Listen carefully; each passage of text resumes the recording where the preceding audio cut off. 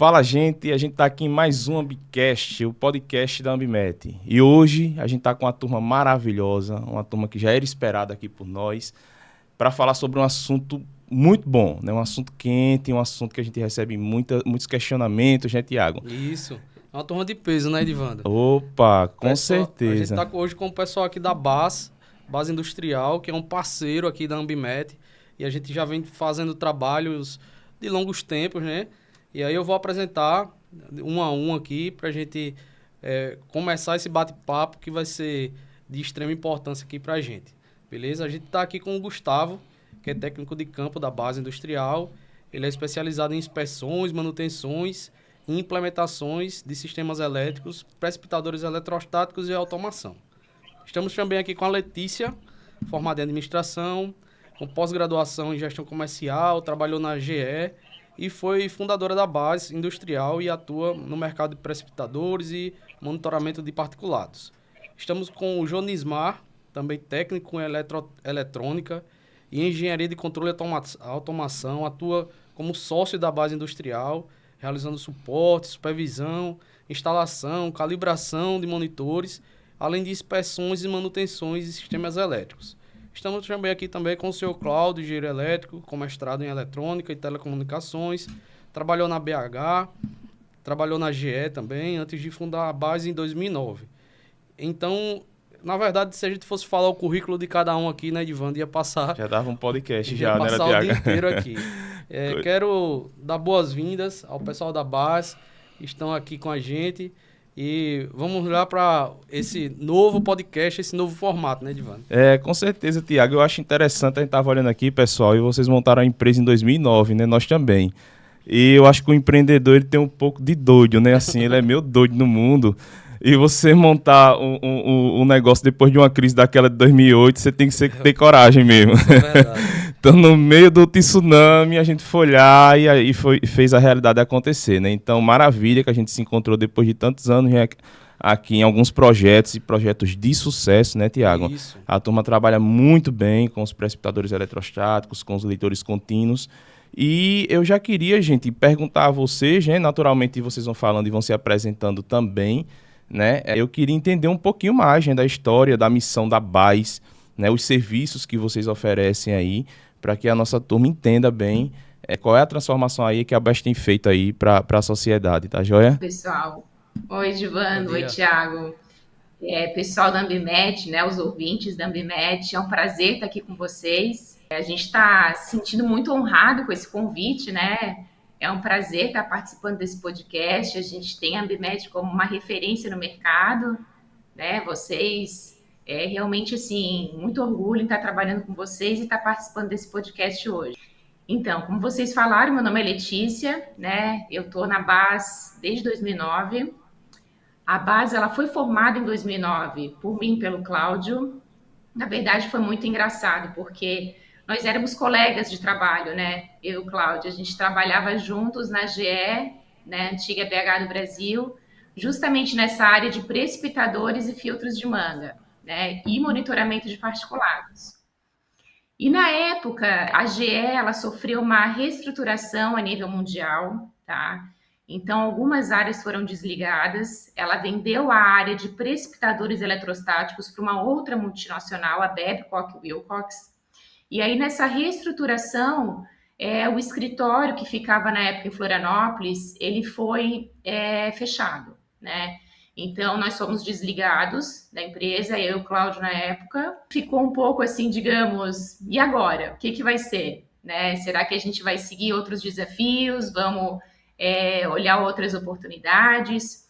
Mas, ao mesmo tempo, a gente percebeu que a gente já tinha uma carteira de clientes, né, no Brasil. Clientes esses que, na época, ficaram também um pouco desassistidos, porque não tinha mais o escritório no Brasil. Como é que eles iam fazer a comunicação com o pessoal lá de fora? Então, a gente resolveu inicialmente montar a base industrial justamente para dar esse suporte para os clientes na parte de serviço. O Cláudio já era engenheiro de campo, já tinha todo o know-how dos serviços em campo. Eu trabalhava na parte comercial, administrativa.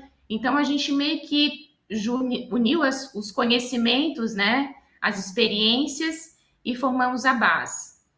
Só que daí a parte boa é que a base foi se desenvolvendo, foi crescendo, os nossos clientes começaram não só a pedir serviço, mas também, poxa, Letícia, eu quero comprar uma peça aqui direto do Brasil, como é que eu faço? Eu não quero importar, não quero comprar lá de fora.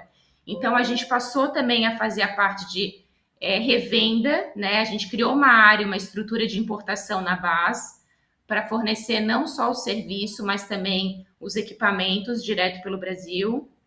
E aí a gente firmou parceria com 3 grandes, né, fornecedores mundiais, que é a Babcock Wilcox, a Kraft Powercom e a Inveia. Na área de precipitadores, a gente trabalha com a Kraft e com a Babcock, né? E a Inveia a gente trabalha na área de monitoramento de particulados, né? Na época ainda era antiga PCME, depois a Inveia comprou a PCME. Então, relacionada à parte de calibração, monitores de particulados, os nossos serviços pertinentes a essa área, a gente trabalha com a Inveia, tá? E, digamos assim, a nossa grande missão, né, o grande intuito da base é a gente garantir a qualidade dos nossos serviços, dos nossos equipamentos, os nossos clientes, digamos, eles estão muito satisfeitos com os nossos serviços, né? Então, é realmente a gente conseguir manter essa qualidade, né? Buscando sempre se atualizar, manter uma equipe técnica sempre bem treinada, bem atualizada, procurar sempre trabalhar com parceiros de referência nas suas áreas, né? Para garantir uma qualidade do produto final, do serviço final. Mais ou menos isso. Show de bola. Eu queria também ouvir o Cláudio um pouquinho. A gente, em 2014, mais ou menos, nós montamos um negócio em 2009 e até 2014 a gente apoiou muito, né, na gestão e para contratar gente. Em 2014 ali, a gente entendeu que a gente precisaria definir uma cultura no nosso negócio, né? E aí a gente começou a levar muito mais a sério essas questões da missão, dos valores, da visão. E os nossos valores, eles são muito sedimentados hoje na Ambimete e a gente procura um funcionário, um cliente, um fornecedor e um parceiro na mesma medida, né? E dá para perceber, a gente sente muito que um dos nossos valores aqui é compromisso com os resultados, qualidade com os resultados e também transparência. Então a gente sente, não é à toa que a parceria com a base ela tem sido muito boa e tem durado muito, né? Por conta desse fit cultural que bateu. Então, sem sombra de dúvidas, vocês montaram um negócio e esse negócio ele vem crescendo, se solidificando aí no mercado, muito em função mesmo desses valores que você trouxe aí, Letícia.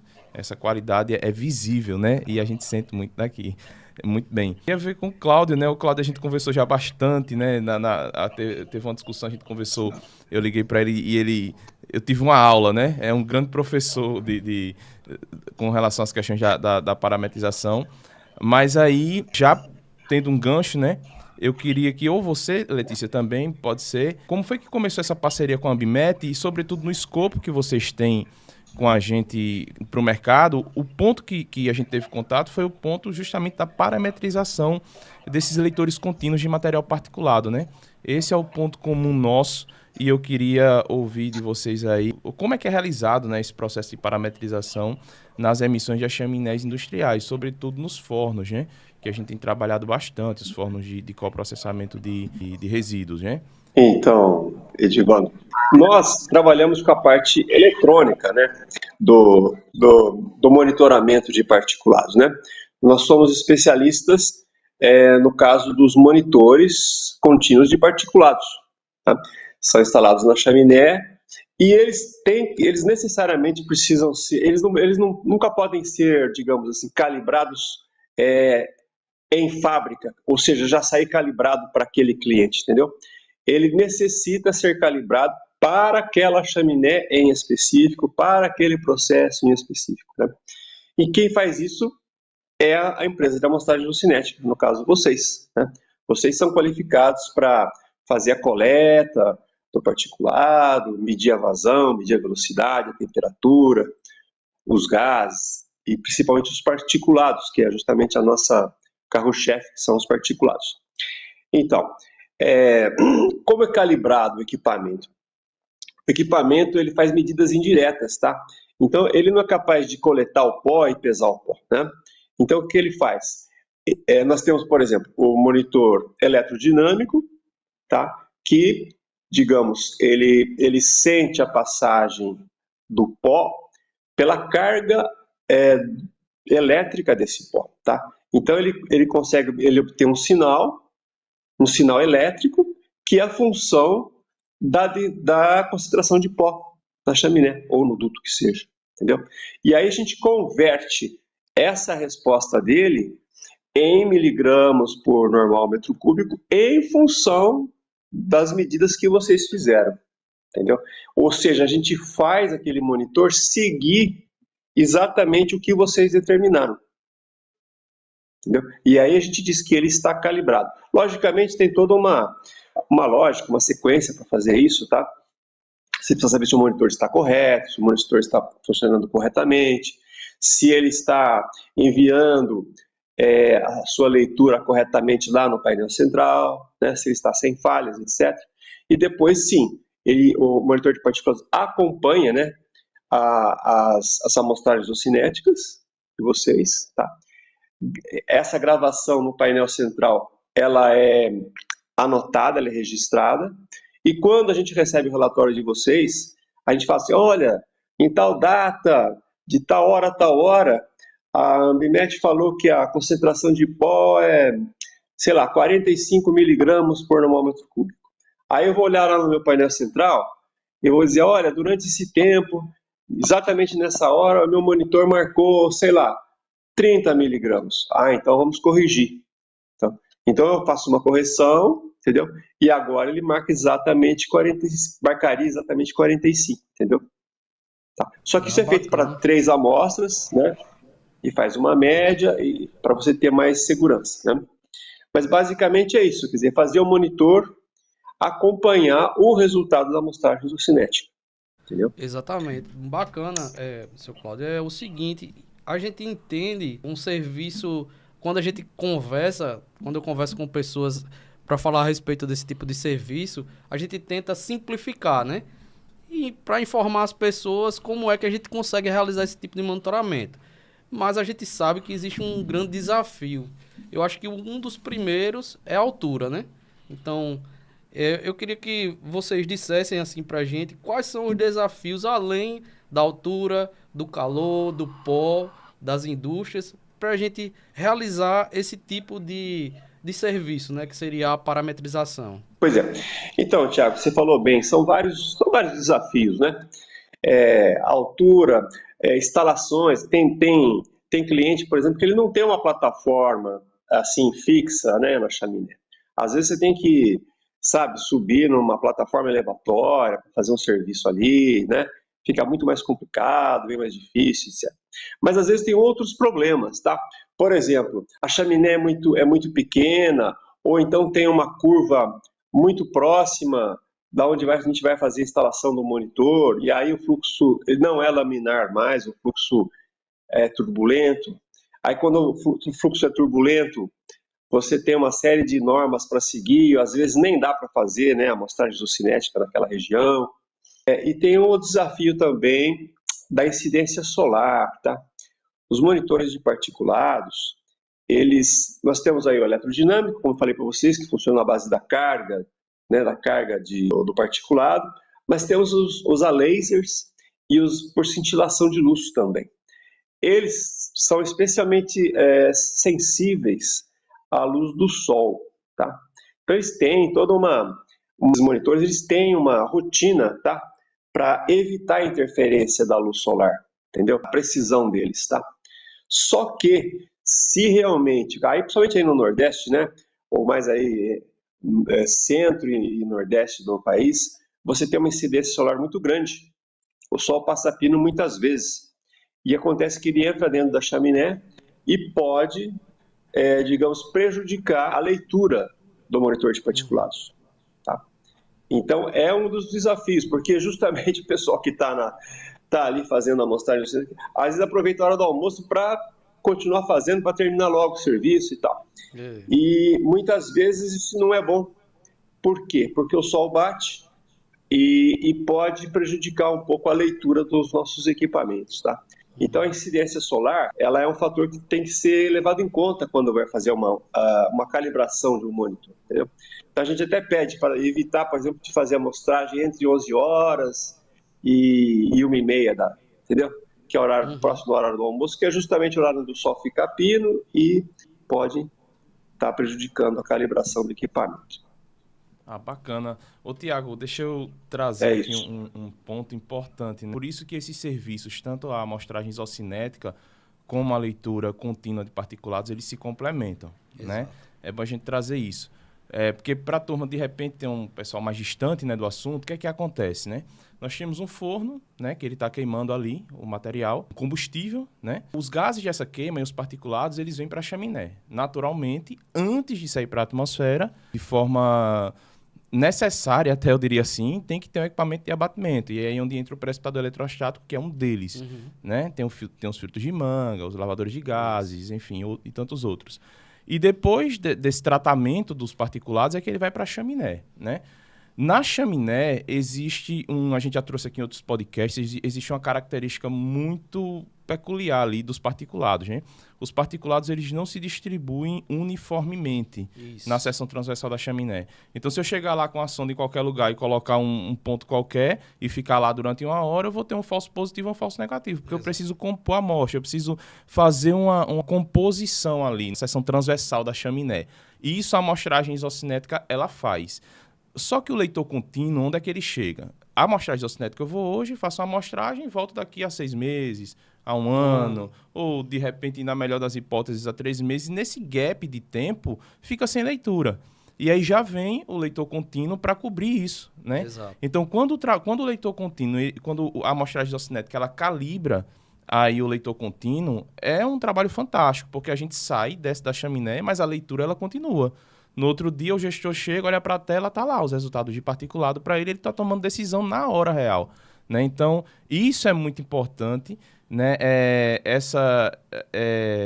O Cláudio trazer aí, mergulhar, né, na metodologia, no princípio da metodologia, né, como é que ela funciona, é muito importante também, porque assim, aí eu gostaria de entender também, pessoal, aproveitar vocês aqui, eu não sei se a turma que está com a mão mais na operação, né, a gente brinca, né, eu deixei de ser engenheiro há 10 anos porque eu fui gerir, vender, pagar a conta, cuidar das coisas administrativas, mas quem está com a mão na operação, na técnica, talvez ajude mais a gente nisso. Desses tipos, né, de leitores contínuos que a gente viu são sensíveis à carga elétrica, ao laser, enfim, à luz, quais são as vantagens e as desvantagens que a gente tem para cada um? Pô, sou o gestor e tem uma chaminé aqui no Nordeste, numa indústria de cimento. O que é que eu devo avaliar para escolher qual o sensor que eu coloco aqui na minha chaminé? A escolha do sensor, né, se ele é eletrodinâmico, se ele é cintilação de luz, se ele é laser, ou se é um opacímetro, né, tecnologia um pouco mais antiga, vai mais em função da chaminé, tipo de chaminé que tem, né, se é de alvenaria, se é metálica a construção dela. Vai também do processo, né, por questão de temperatura. A gente tem ali algumas limitações, alguns monitores por conta de temperatura, porém, muitas vezes essa limitação é sanada com algum adaptador. Um adaptador para uma temperatura mais elevada, que vai permitir que ele tenha ali as condições adequadas para ele trabalhar sem causar um dano ao equipamento e também sem ter uma interferência, uma leitura errada do equipamento. Importante também é o tipo de filtro, porque hoje muita gente gosta do eletrodinâmico, porque ele tem um custo, assim, dependendo do modelo que você pegar, muito interessante, é preciso, é rápido a resposta dele, tem opções, tem a opção de você ter ali um equipamento que lá na chaminé você vai ter toda a eletrônica dele, tem a opção de você ter uma boa parte de eletrônica lá e você tem um monitor, né, um outro equipamento ali, uma controladora remotamente, que aí você não precisa, vamos dizer assim, um eventual, você quer realizar um teste para ver se a resposta do equipamento tá certo, você quer fazer alguma leitura ali diante do equipamento, você consegue fazer isso remotamente. Então, como ele comunica ali RS485, tem uma distância, dependendo do modelo aí, 300 metros de distância de comunicação, então você tem as suas opções ali. Aí o eletrodinâmico, né, esse equipamento, ele tem sua limitação para utilizar mais utilizado, né, em filtro de mangas. Porque se você for utilizar um eletrodinâmico após um precipitador eletrostático, a carga estática que vem nos gases ali, vem no pó, vai interferir e pode saturar o monitor. Então não tem uma forma de calibrar ele para isso. Aí a gente entra com essas outras tecnologias. Cintilação de luz, que, como o Claudio falou, ela é mais sensível aí à luz, né? É um desafio que ele tem. Então tem que ver se a condição da chaminé é adequada, se a condição ali, às vezes depende por região, né? Como ele falou, o Nordeste está mais próximo da linha equatorial ali. Então ali você vai ter mais incidência de luz a 90 graus, né? Ou próximo disso que é a luz do sol. Então a gente tem que ter, né, essa visão, tudo mais. E a outra opção é o laser, que ele também trabalha com qualquer tipo de filtro, né? Mas também com suas limitações ali, que o laser ele tem uma limitação mais para umidade. Se a umidade for mais elevada, ele tem ali algumas formas de trabalhar, né, que vão limitar ele. Então a escolha não é especificamente do equipamento. Você fala assim, ah, não, acho que esse aqui é o melhor para mim. Quando a gente vai fazer alguma proposta, levantar ali para poder achar a solução para o nosso cliente, a gente sempre procura mandar um formulário para ele, um formulário bem completo. Ele pode muitas vezes utilizar a última isocinética, né, o resultado ali, o laudo, para fazer a aquisição desses dados. Eles trazem esses dados para a gente que a gente vai ter a altura do ponto que vai ser instalado, a altura da chaminé, o diâmetro da chaminé. Isso também é limitação para alguns modelos. Como você falou, né, a seção da chaminé ali é importante, a largura da chaminé para você poder fazer isocinética, você não faz num ponto só. Então, se você pegar uma chaminé de 15 metros de largura, com um monitor eletrodinâmico, por exemplo, que vai atender ali 1 metro, a sonda de 1 metro, não vai ser adequado, porque você vai perder todo o restante da seção ali. Então, ali a gente já pode utilizar um laser, uma cintilação de luz, a gente tem que ver o que é mais adequado de acordo aí tudo que foi levantado, né?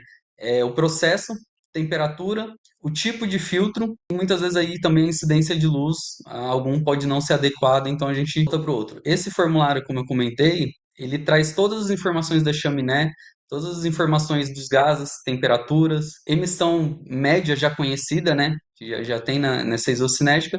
E isso tudo a gente usa para escolher o equipamento que seja a solução mais adequada para o cliente para a gente também não fornecer algo que ele vai ficar insatisfeito porque não está sendo adequado ali para a necessidade dele. Ah, bacana. A gente já viu aí então que umidade, né, temperatura, incidência de luz, Tipo do processo, o né? tipo do processo são coisas importantes, então o gestor tem que trazer nessa realidade para que a turma da base entenda e monte aí a melhor solução e monte o melhor equipamento, né, para a realidade daquele cliente. Ô, Divando, surgiu uma dúvida aqui para mim, eu vou perguntar aqui ao pessoal, que é bom perguntar para quem sabe, né? Com certeza.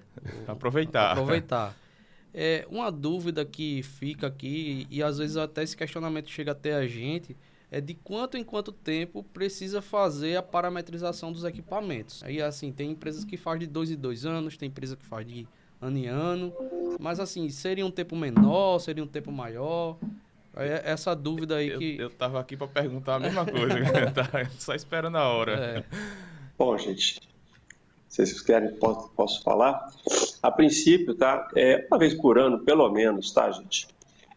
O ideal seria cada 6 meses, tá? Por quê? Porque o equipamento vai envelhecendo, né? As condições da chaminé vão mudando. É uma coisa que eu sempre falo para os clientes, tá? Se você digamos, calibrou um equipamento para um determinado processo, né? De repente, você mudou o seu processo. Por exemplo, você aumentou a produção, ou você mudou o tipo de combustível, você deveria fazer uma nova calibração do equipamento, tá? Porque o equipamento ele é sensível, tá, às condições de processo, entendeu? Tá?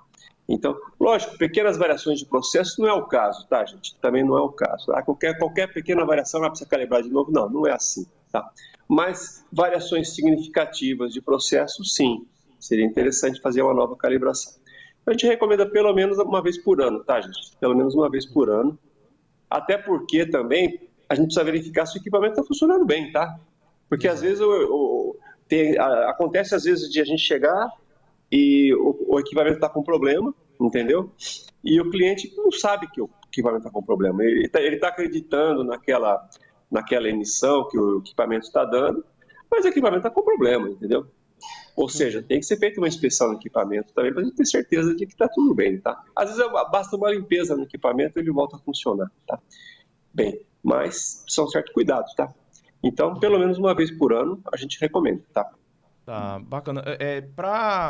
Voltando um pouquinho também, gente, com relação às condições técnicas da chaminé, né, de altura, né, porque para fazer a isocinética a gente tem norma, inclusive, para isso, né, de altura do último distúrbio, né, e aí para não pegar turbulência, tem uma condição que não é de um fluxo laminar, mas de um fluxo não ciclônico, né, tem uma faixa de aceitação ali que ele pode ficar ciclônico ou não. Mas para vocês, esse é um ponto importante também, as condições de fluxo, né, de turbulência ou não, podem interferir no resultado. A gente já sabe que para a isocinética, sim.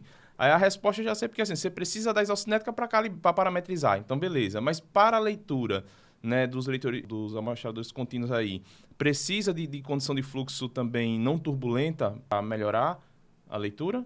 Sim, também, precisa. Né? Precisa. Tá. É o que você acabou de falar, né? Se a precisão da amostragem isocinética decai, consequentemente, o nosso monitor também como depende do resultado de vocês, também vai decair, entendeu? Tá. Então, logicamente, quanto menos turbulento for, né, melhor, né? E agora, às vezes, não é impossível, né? Tem chaminés que não dá para você fazer um fluxo laminar e tal. Daí a gente avisa o cliente, fala assim, olha, né, vai ser uma calibração, vai ser um ajuste e tal, né? Mas, digamos assim, não vai ser um ajuste perfeito porque a sua chaminé, infelizmente, não tem condições de apresentar um fluxo, digamos, razoável para a gente fazer uma medida com mais precisão. Complementar um pouquinho, como o Cláudio falou, né, a questão ali do fluxo ser laminar, né, fluxo ser igual, né, na isocinética para um monitor de particulado, a condição de instalação do equipamento geralmente é bem próxima ao ponto de coleta isocinética. Geralmente a gente tem ali 30, 40 centímetros abaixo, né, bem antes o monitor fica um pouco antes e tem que ter essas mesmas condições de fluxo laminar. Laminar, não pode ter turbulência, porque se chegar nesse ponto aí, né, que tem turbulência, alguma coisa assim, tanto a isocinética quanto o monitor vão ser imprecisos de certo ponto ali, por medição de velocidade dos gases, algumas coisas ali você tem um pouquinho de imprecisão. Então isso daí é um ponto que é critério, né, para a gente calibrar, ter as mesmas condições ali da isocinética mesmo. Ah, bacana, show de bola. Assim, só pra turma, né, que tá... sim, onde é que eu coleto isso? Onde é que eu pego essas condições de altura, de chaminé e de plataforma? Isso existe uma norma, inclusive a gente está revisando a norma agora, a BNT, Exato. a CETESB, ela está em vigência, e a ABNT vai para a consulta pública e também vai entrar em vigência, de localização de pontos de amostragem, né? Isso. Então, tem um critério para isso. E assim, em linhas gerais, é o quê? É uma altura que você tem que fazer, tem que ter uma altura para instalar esses pontos em função do último distúrbio, que é a entrada do exaustor, é a última curva, é um estreitamento de diâmetro, alargamento. Teve o último distúrbio antes da atmosfera, existe uma altura mínima ali para que você tenha um mínimo de condição de fazer a amostragem. Além disso, você precisa também da estrutura de plataforma, né? Porque às vezes, desavisadamente, a turma constrói uma chaminé, fura lá, coloca o flange, mas não tem o acesso para o marinheiro, não tem a plataforma, e para a turma do contínuo precisa de uma proteção para o equipamento, né? A gente sabe que precisa de uma adaptação também para que funcione tudo muito bem. Então, é muito importante que o gestor e a gestora fiquem atentos a isso, né? A construir essa estrutura conforme os pré-requisitos das normas, né? E aí, Tiago, acho que a gente já avançou bastante, né? Com a turma. Exato. Aqui, se a gente for conversar aqui, a gente passa o dia inteiro, né? Mas é bom. Se tiver estourando o horário, vocês falam aí. Mas diga lá, Tiago. Acho que você tem... Eu acho que só para a gente fechar essa questão entre legislação e norma técnica, para a gente trazer um pouquinho desse dado da conformidade com relação à legislação. Onde é que se encaixa o monitor contínuo na nossa legislação? Para que o gestor ambiental ele consiga provar tecnicamente, com base na legislação, que ele está seguindo aqueles parâmetros solicitados, né? Veja bem, como eu falei para você, nós somos uma empresa na área de elétrica e eletrônica, lidamos com equipamentos. Esses equipamentos, eles são certificados, tá? Nem todos são certificados, porque isso só é uma exigência que o cliente fala, eu quero que esse equipamento seja certificação TÜV, por exemplo, tá? Então, beleza, então vai o equipamento certificado TÜV. Esses equipamentos são vendidos no mundo todo, tá? Eles são vendidos, esses especificamente da PCMS são fabricados na Inglaterra, tá? Já há muitos anos, e tem uma acreditação, digamos, internacional, tá? De resto, gente, é a certificação no caso da Ambimet mesmo, né?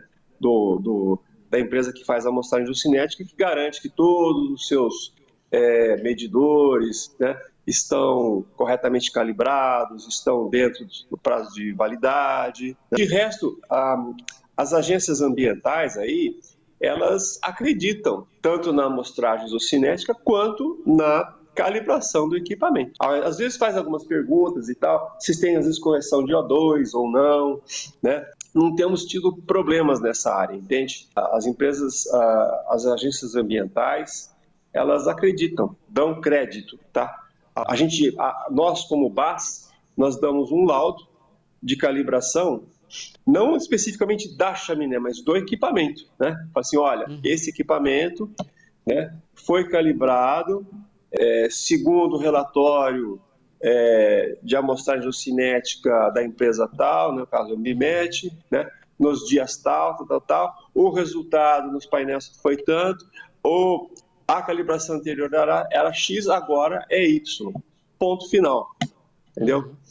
Aí o cliente vai lá, coloca a nova constante de calibração, ou até mesmo a gente volta e insere a nova constante de calibração e emitimos um laudo. Entendeu? Assinamos o laudo. Só me ficou uma dúvida aqui, por exemplo, se o órgão ambiental solicitar, não, eu quero o último mês de valores do resultado de particulado da chaminé do leitor contínuo. A gente consegue tirar esse relatório e enviar para o órgão ambiental? Sim, porque o que acontece, Thiago, o monitor de particulados, ele joga o sinal dele lá para o painel central, para o PLC do cliente, né? E o PLC tem uma memória muito grande, ele salva anos e anos de operação do equipamento, entendeu? Então, a qualquer momento, você pode ir lá e pedir uma média de um mês passado, entendeu? Sem problemas, tá? Ele tira a média, ele calcula a emissão máxima, a emissão mínima, entendeu? Isso aí é fácil para... Na verdade, é o computador da fábrica que faz isso, né? O PLC, no caso, tá? O equipamento manda o sinal para o PLC e do PLC ser registrado. Temos condições que o cliente ele tem que mandar esse relatório diariamente ou semanalmente para o órgão ambiental regional. Então, eles fazem o quê? Eles pegam todo um histórico desse equipamento durante 24 horas ou durante 7 dias, ou até mensal, né, como você falou, e realizam um compilado ali, data ou hora, e mandam as médias para o órgão ambiental, que ele já exige que o monitoramento seja praticamente online entre a chaminé e o órgão ambiental. Tem esse delay porque seria um pacote de dados muito grande, né, você fazer realmente online ali. Então, eles pedem um histórico ali por hora ou por dia, e esse histórico é mandado para o órgão ambiental. A gente se colocando na cabeça do fiscal, né, do licenciador, né, da agência de regulamentação, o que é que acontece? O cara ele precisa liberar um processo e ele precisa ter confiança naquele número, né? Tudo é um resultado que tem que ter um lastro, uma rastreabilidade de como é que a gente chegou naquele resultado. Aquilo é 100. É 100 mais ou menos 10, é 100 mais ou menos 1, é 200 ou é 50. Ou seja, o cara tem que ter confiança. Esse é um ponto. E eu acredito muito, aquilo que a gente tem falado desde o início, que o outro ponto muito importante, que é uma dor do órgão ambiental para quem não tem o leitor contínuo, é o gap de tempo. Porque a gente dá um resultado muito confiável com a amostragem isocinética, mas vai hoje e volta daqui a alguns meses. Nesse gap, você fica descoberto que você não tem leitura. Aí é onde entra o contínuo para isso acontecer, né? Exato. Mas, no fim das contas, são os números que a gente está apresentando na ponta, seja pelo leitor contínuo, seja pela amostragem isocinética, que vão serem comparados ali com o que as resoluções do CONAMA permitem de emissão, né? São as concentrações ali de particulados são permitidas. Então, cara, essa parceria aí, contínua, isocinética, né? Ela é muito importante para o licenciador. Exato. E para o gestor também, porque fica todo mundo coberto. Opa, eu tenho confiança no número, está calibrado, e eu tenho cobertura de tempo também. Existe um lastro, né? É. Do que aconteceu até o resultado tá ali na mão do gestor, né? É a turma da operação também, e aí o Cláudio ele deu a opinião dele, né, de 1 ano, de 6 meses ali, entre calibrações, mas tem que ter uma preocupação com a manutenção desses leitores, né, isso? Queria que vocês trouxessem um pouco mais, assim, operacionalmente, né, o que é que pode interferir, porque existe alguma coisa, por exemplo, que eu instalei, calibrei, dei as costas, aconteceu algum evento ali naquela semana que eu vou precisar tirar para limpar ou para ajustar? Em que condições eu preciso ficar ligado na manutenção desses leitores? Na verdade, assim, o próprio monitor, ele tem um self-test, tá? Então, ele continuamente, ele realiza um self-test. É uma das exigências, inclusive, acho que do TÜV, se não me engano, dessas certificações. Então, o cliente, ele deve receber, tá, um sinal de falha do equipamento, se acontecer, entendeu? E, além disso, também, né, aí até eu confirmo aí com o Gustavo e com o Jonismar, né, a gente sempre pede para o cliente fazer uma inspeção também no local, tá?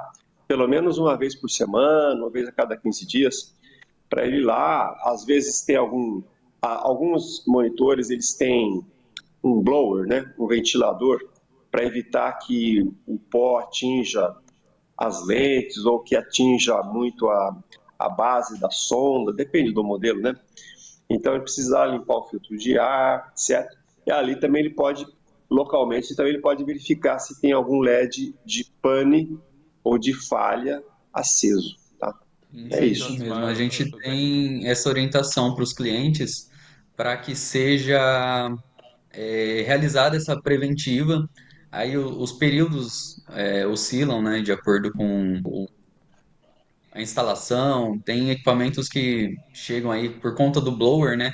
E você ficar muito tempo ali, que você sabe que não vai ter contaminação das lentes ou da sonda, porque tem um fluxo de ar limpo, e mantém ali isolado, vamos dizer assim, aquela pressão positiva mantém isolado do pó da chaminé entrar ali. Você pode prolongar um pouquinho esse prazo de 15 dias para 30 dias, porém a gente sempre recomenda essa manutenção preventiva, verificar filtro, verificar alarme, em alguns modelos de sonda, até remover o equipamento, né, e realizar uma limpeza ali com uma flanela seca mesmo, não é nada complicado, que é para você prolongar a vida útil e manter a confiabilidade da leitura do equipamento. Ô, João Ismael, você me trouxe aqui uma pergunta. Vocês, no caso, fazem o treinamento dos clientes para que eles mesmos façam esse tipo de manutenção, é isso? E precisa ser um eletricista, precisa ser um técnico específico, ou vocês conseguem passar esse treinamento de uma forma que, assim, posso falar, qualquer pessoa possa realizar esse tipo de procedimento? Um procedimento simples. Geralmente não é complicado, então depende, às vezes, a separação de setores na fábrica, né? Geralmente o equipamento fica sob cuidados do eletricista ou instrumentista, mas é algo que, assim, se necessário, a gente passa o treinamento também para a equipe mecânica ou qualquer um que esteja na área de manutenção. A gente pode estar passando esse treinamento para a pessoa poder lidar com o equipamento da forma correta, equipamento que tem lente ali, que é laser, cintilação de luz, requer um cuidado um pouquinho maior. Então a gente pode passar esse treinamento, mas é algo simples, não é algo complicado ou que exija um tipo específico de técnico. A gente consegue que qualquer pessoa da área da manutenção da fábrica consiga estar realizando essa preventiva no equipamento. Só complementando o que o Jones falou, é o seguinte: esse treinamento ele cabe também como instrutivo e orientativo, justamente porque a gente costuma fazer nos nossos serviços o acompanhamento das amostragens cinéticas. Então, depois que a gente sai da fábrica, o técnico, o eletricista que está ali com a gente, ele é obrigatório a ir voltar no instrumento para calibrá-lo, entendeu? Então, ele tem que acessar menu, ele tem que ir numa unidade controladora, ele tem que tirar o instrumento da chaminé para limpá-lo. Então, o treinamento orientativo, ele é extremamente essencial, ele é obrigatório. Entendi, porque os resultados vão chegar depois, né, e aí ele vai precisar fazer todo o procedimento também de calibração, né, porque o resultado da isocinética ele chega depois, né, isso? Então depois você tem que Isso, pedir para exatamente. ele fazer as correções e por isso que ele precisa ser bem treinado para isso, né? É exatamente. É isso aí. Isso aí, Entendi. perfeito. Nessa vasta experiência de vocês, né? Vocês conseguem trazer para a gente um case de sucesso, né? Onde é que vocês... a solução que vocês apresentaram para alguém aí, de repente, não precisa dizer o nome, ou se quiser dizer, pode dizer também, fica à vontade. Mas onde foi que vocês levaram os monitores contínuos que deu uma significativa, assim, melhoria, sabe, no processo, resolveu algum problema significativo? A gente ficou curioso agora para saber de um case de sucesso de vocês. O Edivando, isso aí foi bom você ter tocado nesse assunto, porque até é curioso, porque, veja bem, a gente trabalha com precipitadores eletrostáticos, né? Como é que você sabe se um precipitador eletrostático está funcionando bem? Uma das principais pontos para você observar se um precipitador está funcionando bem é justamente a emissão que está saindo na chaminé após o precipitador. Então já teve casos assim que a gente, como a gente trabalha com precipitadores, controladores de tensão para precipitadores eletrostáticos, né, transformadores e toda essa parte de energização do precipitador, tá? Isso aí, o monitor de particulados, ele é um ponto-chave até mesmo para você poder ajustar o melhor ponto de operação, sabe, de um precipitador, entendeu? Aconteceu um caso curioso, até eu estava acho que com o Gustavo, né, Gustavo, lá na Gerdau, um pó de alta resistividade, e isso para precipitador eletrostático é bastante desafiador, tá? Quando o pó é muito resistivo, o precipitador tem muita dificuldade de trabalhar corretamente, tá? Entendeu? E a gente detetou que aquele precipitador ali estava trabalhando com um pó extremamente resistivo. Aí, o que a gente faz? A gente muda o esquema de energização, a gente usa uma energização intermitente, tá? Para melhorar a operação do precipitador. Como é que a gente vai saber se realmente a gente colocou a energização intermitente? E aí pergunta-se, melhorou a emissão? Sim ou não? Tá? Esse cliente, ele tinha um monitor de particulados, entendeu?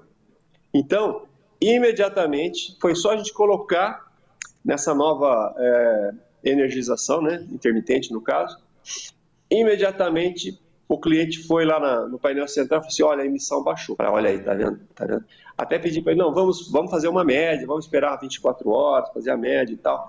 Mas chegamos no dia seguinte, não, a emissão baixou mesmo. Ou seja, se eu não tivesse um monitor de particulados ali, né, calibrado, funcionando direitinho, etc., a gente ficaria sem saber se a medida que a gente tomou, se ela foi positiva ou não, entendeu? Uma outra situação também que é interessante também, o monitor de particulados é sempre muito interessante, tá? Ele, por exemplo, também tá após um filtro de manga, por exemplo, né? O monitor de particulados, se uma manga começa a falhar, imediatamente, muito antes da que a gente possa notar visualmente o problema, o monitor de particulados ele já detecta, entendeu? Fala, olha, você percebeu que quando ele pulsa, sei lá, a fileira número 3, você percebeu que a emissão é bem maior que as outras fileiras? O pessoal de manutenção da fábrica já fica esperto, fala, olha, esse filtro aí está começando a dar problema. E, logicamente, dali para frente só vai piorar, entendeu? Então, o monitor de particulados, ele é um instrumento importante, tá, para você poder identificar, tá, o início da falha, entendeu? E já se programar para resolver aquele problema. O monitor de particulados também é bem interessante nessa hora, tá? E também tem um terceiro caso também, que às vezes é meio raro, mas às vezes acontece. Você tem um precipitador superdimensionado, por exemplo, e a emissão está muito abaixo do limite que ele pode estar operando, entendeu? Ele está dando digamos que ele pode operar com 70 miligramas, ele está operando com 20, com 30, né? Aí o que o cliente pode fazer, se ele quiser, né? Ele pode diminuir um pouquinho a potência no precipitador e deixar que a emissão suba um pouquinho, entendeu? Porque está dentro do limite, tá?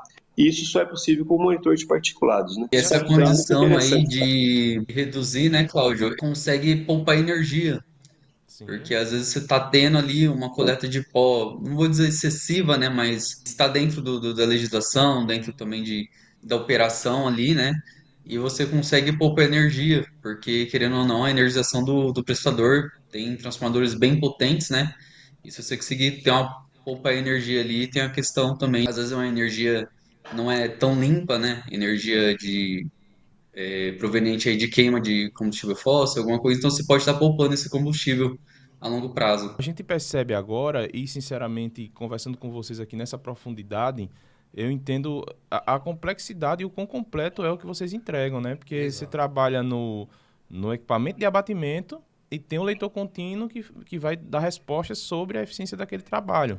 Né? A gente faz um trabalho aqui parecido, que é o teste de eficiência, né? Com duas equipes simultâneas, né? Para marcar entrada e saída.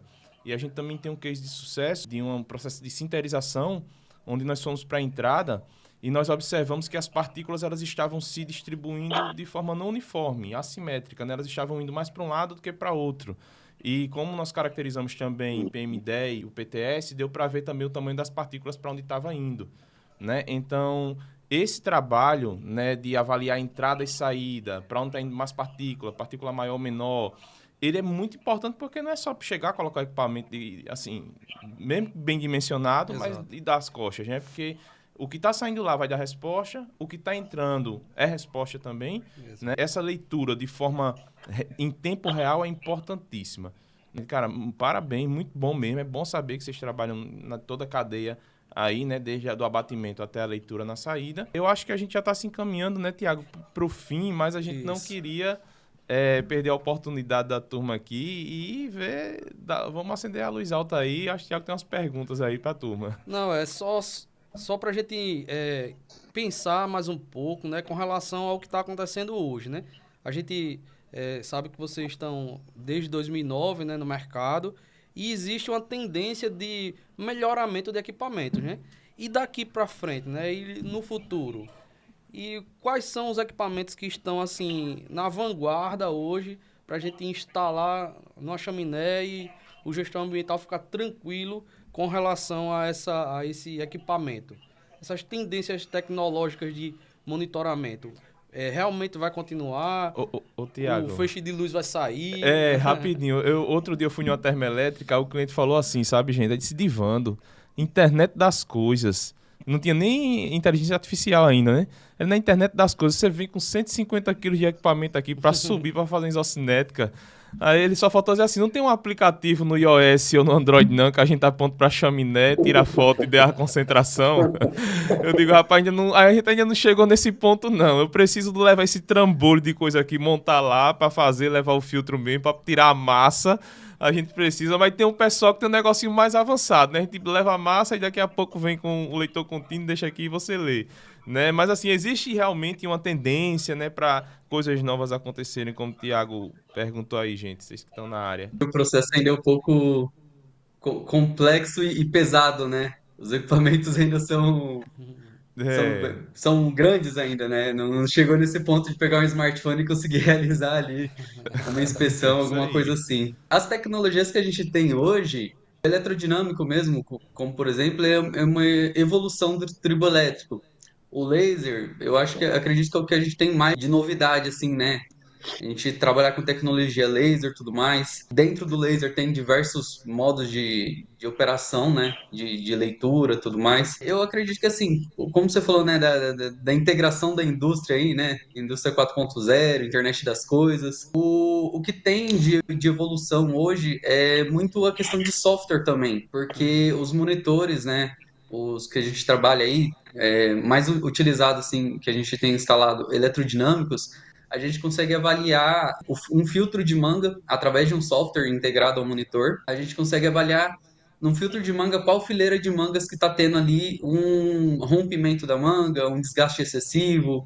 Então, isso a gente integra num sistema onde a gente vai poder dizer qual fileira que vai estar com problema e isso poupa muito tempo de manutenção. Querendo ou não, tempo de manutenção, custo homem-hora, os testes que são realizados ali para poder descobrir qual é a fileira ou qual a manga que está com problema, você evita tudo isso. O próprio instrumento, junto com o software, a gente já consegue ganhar tempo nisso. Então, quando chega num ponto ali, tá perto de chegar no nosso limite ou tá comprometendo, vamos fazer a preventiva, já consegue identificar e melhorar um pouco, né, a questão do processo de manutenção por poupar tempo e o esforço de se identificar ali a fileira de manga. E os monitores em si, eles podem ter, além do monitoramento, né, a gente pode cruzar, integrar esses dados junto com o processo. Tem monitores que são para controle ambiental e para controle de processo. Então, quando você está no controle de processo ali, você consegue identificar, às vezes, em algum ponto ali, se tem algo fora do normal, se precisa de realizar um ajuste ali na alimentação de um forno, de algum outro processo. Então, essa integração é importante, porque você consegue ajustar até o processo, né? Além de ajustar também o precipitador, né? Em alguns casos, você consegue agilizar uma manutenção, no caso do filtro de manga. Então, tudo que for útil o monitor, a gente pode estar orientando o cliente, pode estar auxiliando, porque não é uma questão assim, ele é instalado a princípio muitas vezes para questão ambiental, mas ele pode ser utilizado de diversas outras formas, vão complementar ali o justificar, né, a instalação do equipamento, a operação do equipamento, calibração. Então isso são coisas que eu acho importante, né? Essa questão de integrar tudo, né? Indústria, internet das coisas, indústria 4.0, esses. Tá bem ligado ao que a gente faz com os dados que são emitidos pelo leitor, né? Ou seja, tudo que está sendo vindo de novo está no entendimento desses dados, né? Eu passei agora num curso de mestrado aqui na universidade, tô mergulhado lá e tô bem dedicado a isso, sabe? A entender o que é que a gente faz com esse monte de dados que a gente tem, né? Como vai ler, né? A gente já tem, enfim, as metodologias. Claro que a tecnologia vai aumentando, vai melhorando, mas, pô, é um histórico absurdo de dados que a gente tem, né? E aí, dentro desse histórico, né, o que é que a gente vai fazer olhando para trás para tomar decisão para frente, né? Então, a tecnologia, ela vem aí. E a IA é isso, né? A IA é você alimentar ela de dados passados para que ela dê respostas futuras para a gente, né? É importante. Eu só mais um ponto aqui, eu acho que a última pergunta aqui pro pessoal, Edivando. Quais são os próximos passos aí da base? Quais os planos do futuro? Expandir os serviços, expandir unidades? Vocês puderem explanar um pouquinho aqui pra gente. Viu, Thiago? A gente está sempre de olho nas necessidades do cliente, tá? Então, é uma coisa que eu sempre converso aí, né? Principalmente com o Jones Mário e com o Gustavo, que nós somos da área técnica, né?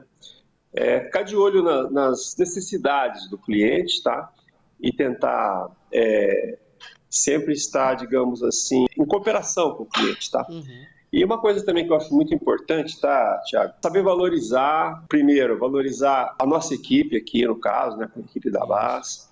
A gente saber tratar o cliente com responsabilidade, né? Saber ter uma parceria com o cliente, tá? Também com o fornecedor, tá? A gente tem visto aí que é importante a gente, digamos assim, ao mesmo tempo ter um bom relacionamento com o cliente, mas também com os nossos fornecedores, né? Então, e às vezes a gente tem que fazer um papel meio que de mediação até entre o cliente e o fornecedor, tá? Para chegar num consenso, uma coisa assim, tá? Mas assim, planos para expansão é aquela história, né? Treinamento nosso interno também, que é importantíssimo, sempre tratando com responsabilidade. Eu acho até que a BAS tem crescido, viu? Pela postura mesmo que a BAS tem, sabe, com os clientes, sabe? Uma postura bem assim aberta, bem transparente, sabe? Com responsabilidade, entendeu? E às vezes você vai fazer uma importação, deu greve lá nos auditores lá da Receita Federal, atrasou, liga para o cliente, tá acontecendo isso, tá acontecendo aquilo, pô, mas tá, pois é, tal, mas isso aí, infelizmente, é a greve, a justiça. Então, quer dizer, a gente está sempre tentando posicionar o cliente, sabe? Deu um problema aqui, não, vamos resolver, tá na garantia, tá, então manda para cá, vamos resolver, vamos consertar, sabe? Acho que isso é importante. E ficar sempre de olho nas novas tecnologias, tá? Porque as tecnologias estão mudando, né? Tudo está mudando muito rápido, tá? E a gente tem que ficar muito de olho em cima disso, tá? Bacana. Cláudio, Jonismar, Gustavo, turma, muito bom, né? Nós fizemos um conteúdo aqui de altíssimo valor, não tenham dúvidas, né? Acho que esclareceu muitas dúvidas nossas e com certeza do público também. A gente agradece o tempo de vocês, a disponibilidade, a atenção. E, gente, é isso, né? Eu acho que é uma parceria Não à toa nascemos no mesmo ano, talvez até na mesma época do ano ali. Né? Somos adolescentes aí de 15, 16 anos, né? Ainda temos muito para aprender. Mas como empresa e como profissionais também, mas essa parceria, ela enriquece demais, tá? Esse é o objetivo desse produto, né? Levar para a turma o valor agregado que há entre o trabalho da Ambimet e o trabalho da BAS para os gestores ambientais, sobretudo para o meio ambiente, né? E ficou muito claro aqui que esses serviços, eles juntos se complementam e trazem resultados absurdos, né, de entendimento. Porque engenharia a gente faz com número. Exato. Gestão a gente faz com decisão em cima de números. E aqui estamos com 2 empresas capacitadíssimas para entregar esses números que os gestores precisam, né? Então, muito bom, muito obrigado. Gostaria de ouvir as considerações finais de vocês para que a gente encerrasse esse que vai ser o primeiro de muitos, né? Porque cada temazinho desse aqui dá para a gente fazer vários. Não, tudo bem, eu até agradeço vocês aí também dessa oportunidade, tá? E até a Letícia, ela teve que sair, tá? Por isso que ela avisou a gente, falou, a gente não vou poder ficar muito tempo porque ela tinha uns compromissos dela aí. Mas gostei muito de estar fazendo com vocês aí e até de conhecer melhor também o trabalho de vocês, tá? Achei bem interessante essa parte que você falou aí de você poder monitorar simultaneamente a entrada e a saída. É muito interessante, viu? Isso. É bem interessante. Muito obrigado pela oportunidade. E foi bom também ter visto aí o Gustavo e o Jonismar também falando, né? Já se posicionando na empresa, né? Só obrigado aí pelo convite aí. Foi um bate-papo legal, né? Integrar ali nosso serviço, querendo ou não, a gente tem uma união aí, essa parceria em campo, e é bom a gente ter esse diálogo também, evoluir, desenvolver, porque assim a gente vai caminhando para um futuro onde reforça e torna mais forte, né, a nossa parceria e também nossa participação aí nos clientes, em trazer solução, em ter melhorias para eles e caminhar para o futuro aí, né? Show de bola. Também gostaria de deixar meu agradecimento, viu, pessoal?